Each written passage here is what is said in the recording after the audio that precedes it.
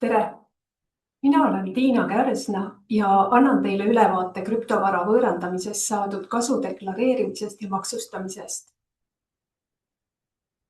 Tulumaksuga maksustatakse Eestis ja väljaspool Eestit kõikidest tuluallikatest saadud residendist füüsilise isiku tulu.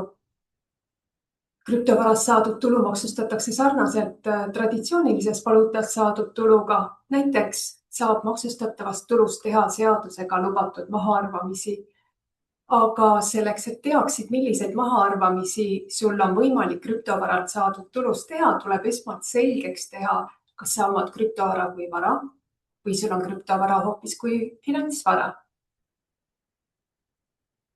Ehk et selleks, et teada saada, kas sul on vara või finantsvara, tuleb esmalt selgitada siis välja, kas sa soetasid krüptovara teenuse osutajalt või siis emitendilt, kellel on MiCA tegevusluba olemas või mitte. Ehk et MiCA tegevusluba on selline õiguslik staatus, mis antakse välja Euroopa väärtpaberituru järelevalveasutuse poolt krüptovaraturgude määruse alusel. Ja see näitab, et ettevõte, kes omab sellist MiCA tegevusluba, vastab Euroopa Liidu nõuetele ja võib pakkuda krüptovarateenuseid kogu Euroopa Liidus. Aga kuidas siis kontrollida, kas teenusepakkujal on selline luba olemas või siis ei ole? Ja kõige lihtsam on leida lepinguriigi tegevusloaga krüptovarateenuse osutajate nimekiri Maksu- ja Tolliameti kodulehel. Leiate selle, kui avate Maksu- ja Tolliameti veebilehe erakliendi jaotise ja valite sealt maksustatavad tulud ning seejärel krüptovara ning sealt leiate selle tabeli. Samuti leiate nimekirja ka Euroopa väärtpaberituru järelevalveasutuse ehk siis ESMA veebilehelt või siis ka Finantsinspektsiooni kodulehel on avaldatud andmed. Kui olete juba välja selgitanud ja teada saanud, et teenuse osutaja, kellelt te soetasite krüptovara omab MiCA tegevusluba, siis sellist krüptovara saab pidada finantsvaraks ja seda saab soetada ka investeerimiskontosüsteemis. Juhin aga tähelepanu ühele olulisele asjaolule. Nimelt tähelepanu tuleb pöörata ka sellele, millal teenuse osutaja MiCA tegevusloa sai ehk kui krüptovara saab lugeda finantsvaraks üksnes sellel juhul, kui see soetati teenuse osutajalt, kellel on MiCA tegevusluba ja krüptovara soetamise hetkel peab see tegevusluba juba olemas olema. Kui aga teenuse osutaja on saanud MiCA tegevusloa hiljem, kui teie siis oma krüptovara soetasite, siis loetakse teie krüptovara siiski varaks.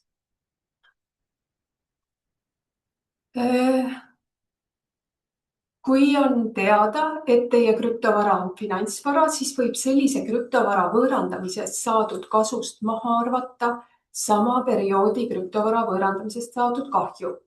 Kui aga kahju ületab kasu, siis deklareerides võib residendist füüsiline isik seda edasi kanda järgmisesse maksustamisperioodi.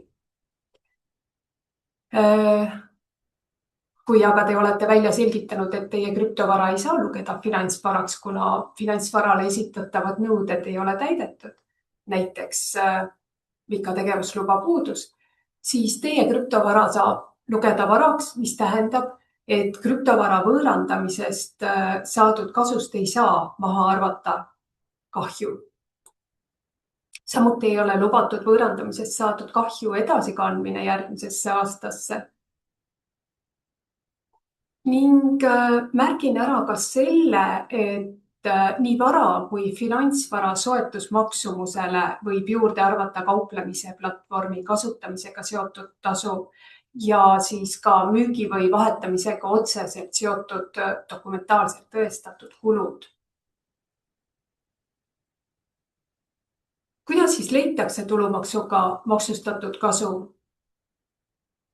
Selgitan, et finantsvaraga saab teha tehinguid nii tavasüsteemis kui investeerimiskontosüsteemis, nagu juba eelnevalt märkisin. Aga juhin tähelepanu, et varaga saab teha tehinguid ainult tavasüsteemis.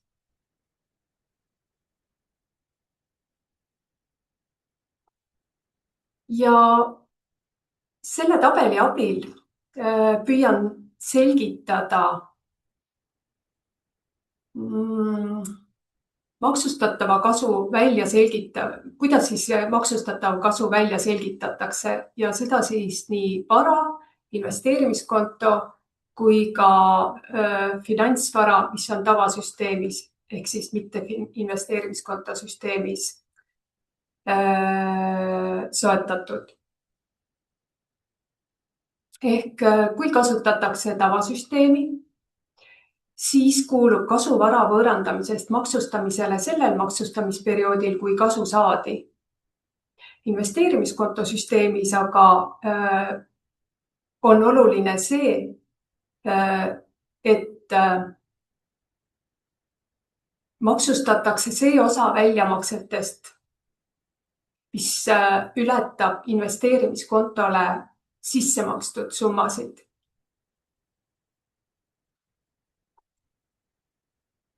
Ja kasu arvutamine tavasüsteemis toimub siis tehingupõhiselt ning investeerimiskonto puhul tehinguid ei deklareerita, vaid deklareeritakse sisse- ja väljamaksed, nagu just äsja mainisin.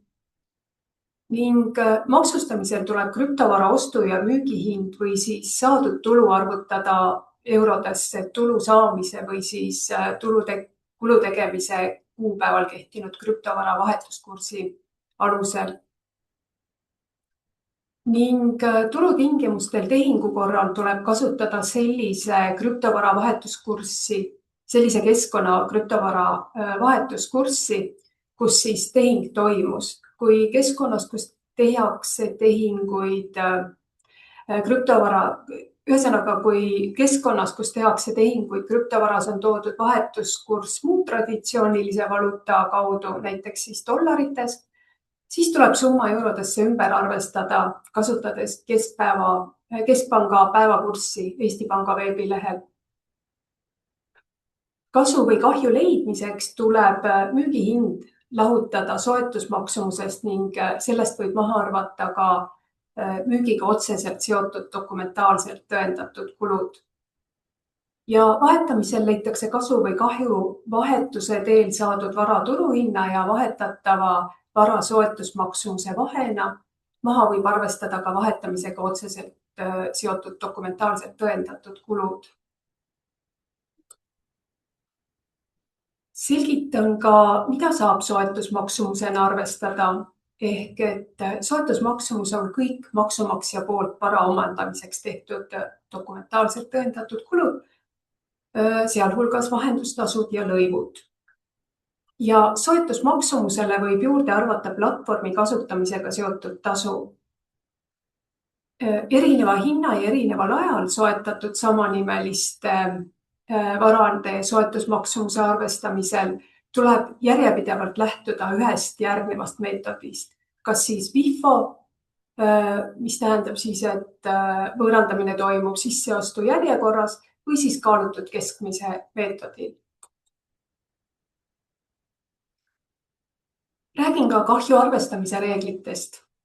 Nagu varasemalt olen märkinud, et krüptovara kui vara, mis tähendab siis, et see on selline vara, mis ei ole soetatud platvormilt, millel oleks MiCA tegevusluba saadud. Sellel puhul ei või kasust kahju maha arvata ja kahju edasikandmine ei ole võimalik. Kui tegemist on MiCA tegevusloaga platvormi kaudu soetatud krüptovaraga, siis võib kasust sama maksustamisperioodi krüptovara võõrandamisest saadud kahju maha arvata ning kahju edasikandmine on võimalik, kui see on deklareeritud. Ja toon siinkohal välja ka deklareerimist puudutava info. MiCA tegevusloata platvormilt soetatud krüptovaralt teenitud kasu tuleb deklareerida tuludeklaratsiooni tabelis 6.3, seda siis, kui see tulu on saadud Eestist või siis tabelis 8.3, kui tulu on saadud välisriigiks. Varaliigiks siis krüptovara MiCA tegevusloata. Ja MiCA tegevusloaga platvormilt ehk siis finantsvaralt saadud kasu või kahju deklareerimine toimub tuludeklaratsiooni tabelite 6.1 ehk siis Eestist saadud kasu või siis 8.2 välisriigist saadud kasu kaudu.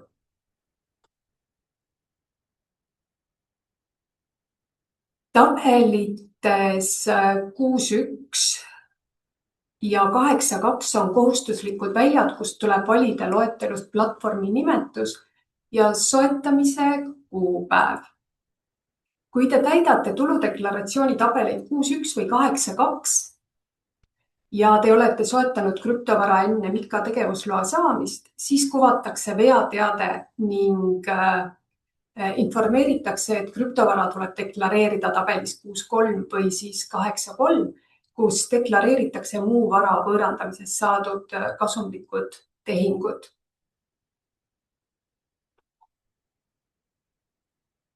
Siin on aga toodud info, mis puudutab investeerimiskonto süsteemi. Nagu öeldud, investeerimiskonto võimaldab finantsvaralt saadud tulu maksustamist edasi lükata selle ajani, mil investeerimiskontole tehtud sissemaksed ületavad väljamakseid. Ja sissemakseteks on kõik investeerimiskontole tehtud kanded, finantsvaralt saadud kasu, kui see on tulumaksuga maksustatud juba, ja enne konto investeerimiskontona kasutusele võtmist sellel olev jääk. Sissemaksetena ei käsitleta finantsvaralt saadud maksustamata tulu ega siis raha, mis kanti üle maksumaksja erinevate investeerimiskontode vahel.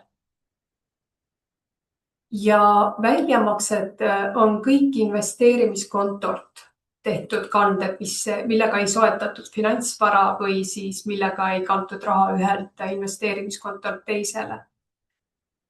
Ja väljamaksetena käsitletakse ka finantsvaralt saadud tulu, mida ei kanta viivitamata investeerimiskontole, välja arvatud, kui see tulu on näiteks krüptovarateenuse osutaja hallataval platvormil. Ka valuuta konverteerimist finantsvara soetamiseks ei käsitleta väljamaksena ja krüptovarateenuse osutaja hallatava platvormi kasutamisega seotud tasu samuti. Ja märgin ära või juhin lausa tähelepanu sellele, et sissemaksete jääk arvestatakse pärast iga sisse- ja väljamakset. Kontost saab investeerimiskonto alles siis, kui selle omanik on tuludeklaratsiooni tabelist 6.5 esimeses osas märkinud ära selle konkreetse konto IBAN-i ja muud nõutud andmed ning andnud Maksu- ja Tolliametile teada, et edaspidi käsitletakse seda kontot kui investeerimiskontot. Ja kui investeerimiskonto on juba ükskord kasutusele võetud, tähendab see, et tuludeklaratsioon tuleb esitada igal aastal. Aga investeerimiskontot puudutava täiendava infoga soovitan tutvuda Maksu- ja Tolliameti kodulehel. Ja kokkuvõtteks. Enne deklaratsiooni esitamist selgita välja, kas sinu soetatud krüptovara on siis vara või siis finantsvara ja deklareeri vastavalt.